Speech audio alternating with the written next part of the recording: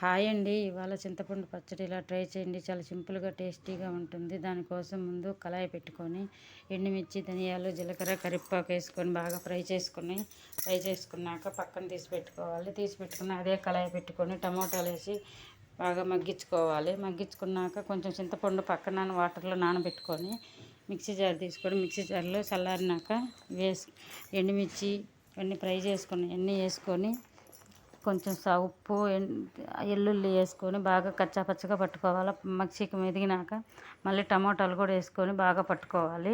మిక్సీకి పట్టుకున్నాక అది పక్కన గిన్నెలో పెట్టుకొని పోపు వేసుకుంటే కొంచెం ఆయిల్ వేసి ఆనియన్, కరివేపాకు, పోపు దినుసులన్నీ వేసుకొని పోపు వేసుకోవాలి. పోపు వేసుకుంటే పచ్చడి రెడీ. వేడి వేడి అన్నంలోకి నెయ్యి వేసుకుంటే సూపర్గా టేస్టీగా ఉంటుంది. ఈ పచ్చడి చింతపండు పచ్చడి. మన వీడియో కానీ ఫస్ట్ సారి కానీ చూస్తుంటే సబ్స్క్రైబ్ చేసుకోండి.